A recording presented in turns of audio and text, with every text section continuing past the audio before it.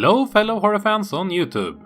I am Torstein from Cinema Terror, and I finally have a new list of my favorite horror films from a year out of the 80s.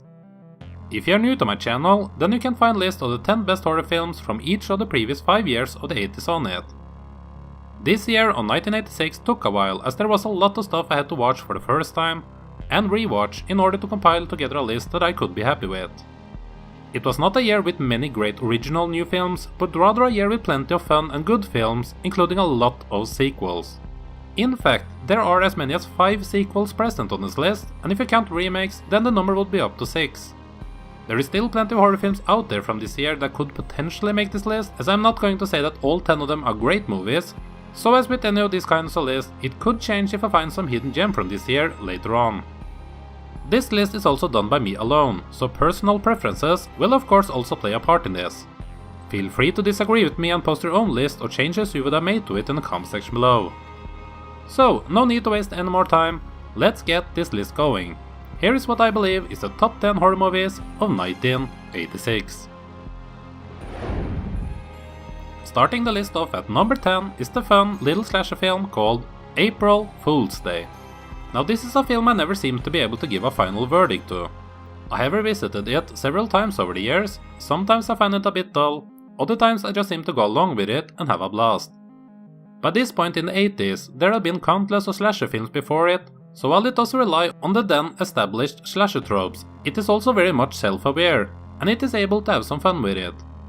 I would mostly recommend this to its target audience, the slasher fans, so if you are one of them and haven't seen this film yet, then you should definitively give April Fool's Day a chance. April Fool's Day. Get ready to party till you drop. At number 9 we have the insanity of director Stuart Gordon on full display with the GUI From Beyond. It is perhaps known for being the first recommendation to give to people that have just discovered Reanimator and want some more of the same stuff.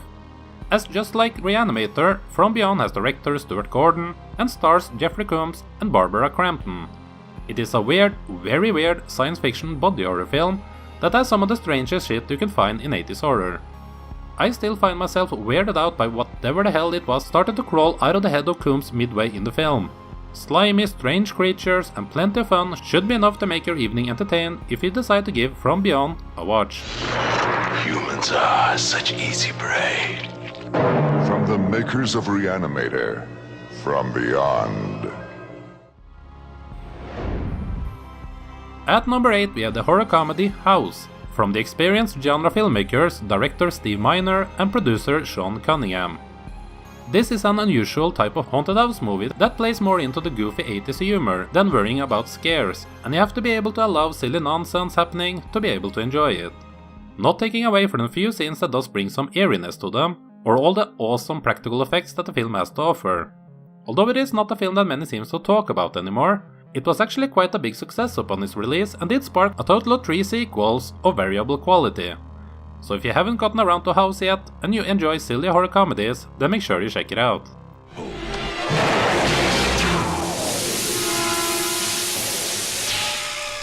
House. Enter at your own risk. Coming up at number 7 is Psycho 3.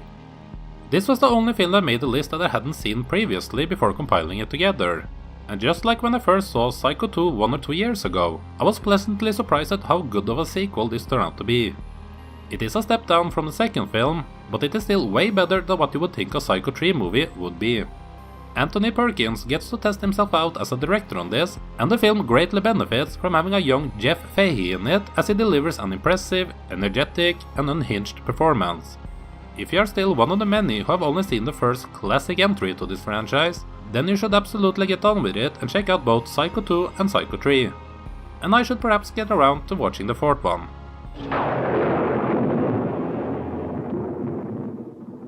It's perfectly natural for a son to love his mother.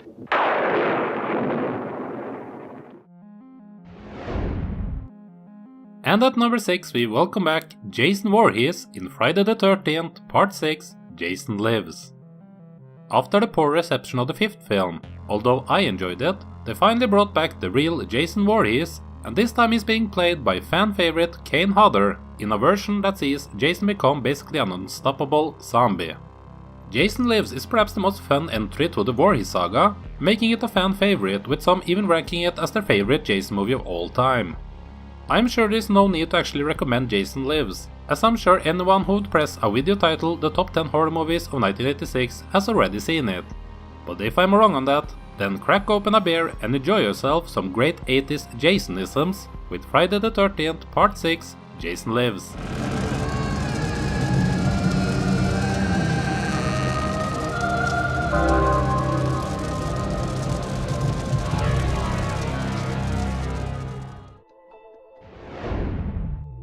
At number 5 we got the only non-American entry on this list. Wait, how did that happen? Oh well, the only movie that made it is from Italy, and I'm sure it's higher up than what most would expect, as this is Lamberto Bava's Demons 2. The first Demons is one of the last classics of Italian horror cinema so far, but the sequel doesn't seem to be held in high regards at all. But I think it's a very fun film with some great nightmarish visuals. Yeah, it's not as great and does feel like it's repeating the steps from the first one, but that can also be said about a lot of other sequels that we hold dear to our hearts. The first two Demon movies, and you could argue that there are only two entries to this convoluted Demons franchise, are absolutely chaotic, fun, gory, bizarre, and just lovely. Demons 2, fun stuff all around.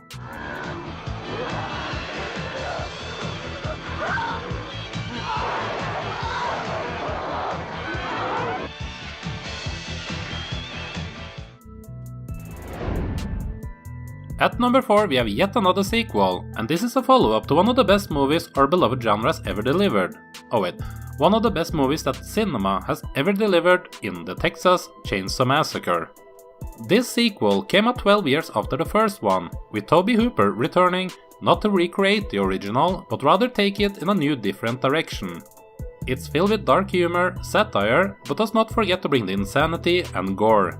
And to top it all off, we get Dennis Hopper with a chainsaw. He gets to go all out and be as crazy as ever in this, and it's all awesome. I know there are people out there that enjoy the third Chainsaw movie and even the 2003 Platinum Dunes remake, but for me, the Texas Chainsaw Massacre 2 is the last movie with Leatherface so far that I enjoy. So if you're a fan of the Saw and for some reason haven't gotten around to the Texas Chainsaw Massacre 2 yet, then you definitely should. Just don't expect a film that tries to go for the intensity of the first one, rather go into it expecting a gory, dark comedy, and you should be good to go. Texas Chainsaw Massacre 2. The Buzz is back. Directed by Tobe Hooper. Moving into the top 3, and what do you know, we have another sequel.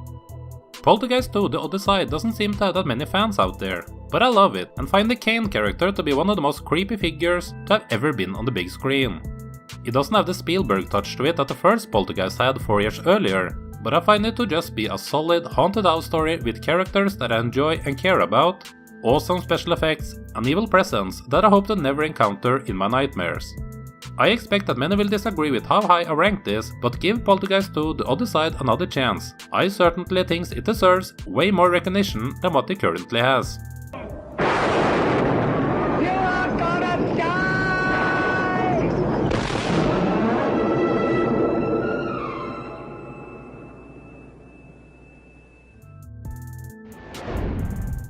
Here we go with the top 2, and I would say both of these deserve to be called horror classics. The first one up is David Cronenberg's The Fly. What can I really say about this film that haven't been said before by much more intelligent people than me? This brilliant film, with Jeff Goldblum in perhaps his best role ever, has so much going for it. It's basically a film that everyone who enjoys cinema in general should be able to find stuff to admire in. I can still easily remember the first time I saw it when I was a child and how amazed I was by its special effects alone. What more can I say? The Fly is a classic and should be on the shelf of every horror movie collector out there.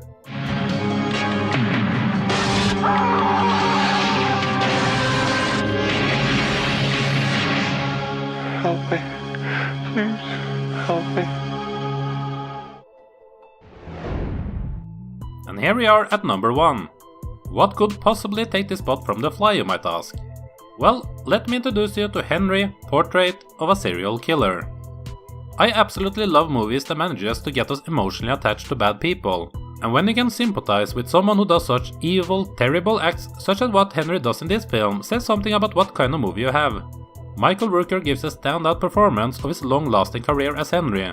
Director John McNaughton takes full advantage of the low budget by giving the film a gritty, nearly documentarian style. I don't really want to say that much more of it in case you haven't seen it. Henry, Portrait of a Serial Killer is an excellent film, and it is well deserving of being ranked, by me at least, as the best horror movie of the year 1986.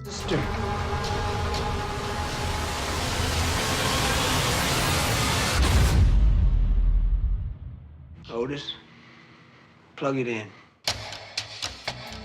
So there you have it, the top 10 horror movies of 1986, according to my brain at least. I'm sure your own ranking would be different, and that you would have included some other films that I left out. I'd love to see your thoughts on the changes you would have made to it, and thankfully that's why there's a comment section below on YouTube. I will probably start working on a list for 1987 soon, and if you know of any hidden gems from that year that I might otherwise overlook, then feel free to shoot me some suggestions. If you enjoyed this best of list, then pressing that like button also lets me know that I should prioritize them more than all the regular movie reviews that I do. Hope you enjoyed this video, and hopefully you found some new horror films from this year that you might not have seen yet. Take care and hope to see you again for more horror related content here on Cinema Terror.